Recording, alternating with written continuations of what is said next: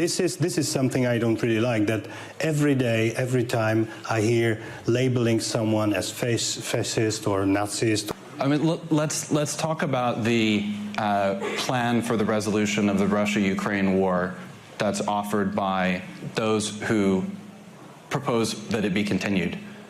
There is no plan. There is no plan for a successful ending of the war on the battlefield. There is going to be no ending of the war on the battlefield. But the moment that President Trump called for negotiations to happen, many voices just tried to put him into the box of being a Putin apologist. By the way, it was that point which led to the abuse of the American technological platforms by the American left, kicking off the President of the United States when he was still sitting as president. I don't think it's the fault of the American technology companies that they produced platforms that everyone wanted to debate on. That's really not the issue. That's not the freedom of speech issue that we're talking about. Encourage polarization. That we're talking about in the United States. But it is a problem when political parties in Europe are excluded from participation in debates, and I'm very grateful to the Munich Security Conference for hosting this debate. That's the issue, and in some cases, legacy media networks are perpetuating that. So it's not just a question of the American tech platforms. The media is still plural and very plural. Yeah, but political parties have been excluded. And this is a precise issue. Political parties have been excluded from public debate in Europe. And by the way, yeah, we exclude fascists. Today.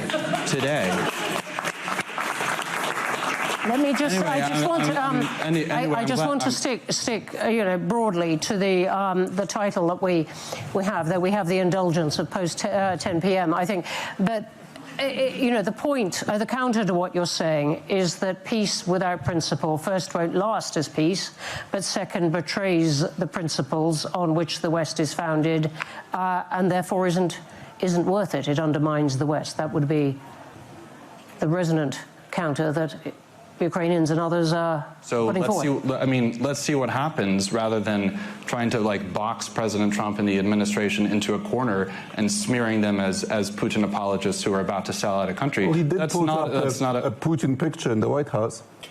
Right. But I thought you were grateful for the new demands that the American administration has put on Europe. I mean, I think that's something that we're all agreeing has been something. I don't have a Putin picture in my house. For now. That's good. For now. I think, yeah. No, I think. I'm still trying to find people who want to rise to this one word, Gaza. No, but which is an unusual experience for me. I think Ukraine is at the heart of what the West division is, and I think that's why both Radek and Gladden went back to it, because first of all, the Ukraine war started after Trump left, so anything he said on social media that got him kicked off for a while had nothing to do with Ukraine. There is a plan. The plan is give the Ukrainians Tomahawks. Give them more missiles for their Patriot defense systems. Allow them to inflict more damage beyond the border into Russia. That's when they began to actually think about coming to the negotiating table, when Ukraine was able to reach targets that were inside Russia. Inflict enough pain. I mean, it apparently is not enough pain to have hundreds of thousands of Russian soldiers killed and injured. That is not enough pain for Putin. But inflict pain on the refineries, inflict pain on the missile sites, inflict pain that will actually create the conditions for a better negotiation. And it is very. I want to come to Peter and Ivan quickly, and then we're going to leave. The MSC has produced a clock. I thought at the beginning the rules-based order had broken down enough. We're going to do without a clock, but we have a clock, and we have time for questions. Peter and Ivan, quickly on these points. These points, well, first I think we should try to learn to listen to each other and not to label the ideological opponent as the public enemy. We are here on the West, and let's respect ourselves in the differences we have. So I don't really like such a labeling as fascist. I think it's there are fascists in the world. Well, maybe there are, but including in Europe. I think there are. It ended some 70 or 80 years ago. No, it hasn't. Hopefully, you know, this is something I don't really like. That every day, every time I hear labeling someone as fascist or Nazist or whatever, I think we should calm down, because this is dividing the society. We are maybe you are smart people. I'm not as smart as you, but so we should try to learn to talk to each other again, because this is something that went too far. I don't want to talk about the Ukraine, because it's the whole day talks, important talks. I listened to President Zelensky, what he's saying, and he's got the horrible position. I'm not sure if Ukraine is able to use the military to beat Russia. That would be perfect. That would be perfect. But I think we should be realistic. So the first should be the ceasefire. I don't know how to make it. I think that I don't want to repeat myself. That no. All right. Thank you for the points you made, Ivan. I want to say something on hypocrisy, because it's a very important thing. Once, 3 or 4 years ago, we have this big project on hypocrisy, and we visited several countries.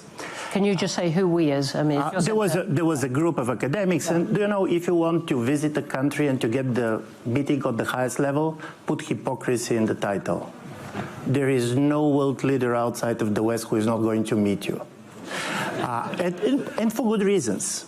I'm saying this because, in my view, and this was very clear in Davos, is there are two different versions of liberal hypocrisy. One is the one that came from Carney, and to be honest, Carney very much identified with the criticism of the liberal hypocrisy. He said, listen, people from the non-Western countries, they're saying, yes, everything is equal, but you're treating Ukraine and Gaza differently. He's right. And there was also President Trump. By the way, President Trump cannot be accused of being hypocritical. But no, this is true, because his major argument is the biggest hypocrisy of the international order is that countries are equal. They're not equal. They are strong countries and they are weak countries. The only problem is that we know that countries are not equal. I'm Bulgarian. It never came to my mind that we're equal to the United States. But there is this idea of hypocritical idea of equality, which is so important in order to have any order. And what I'm afraid is that the moment when we say the world without hypocrisy, we're saying simply the world in which there is only power. And from this point of view, you're redefining American exceptionalism as being exceptionally powerful. But then this is a risk. Be sure that if somebody more powerful is going to come, you're not going to have a moral authority anymore. Because in the world in which everything is about power, where is the reasons for the small countries to distinguish between United States and China? Where is the to distinguish between this and that? Yeah. And in my view, this is the problem of hypocrisy. There is one thing that could be even worse than liberal hypocrisy, and there is the world with no hypocrisy at all.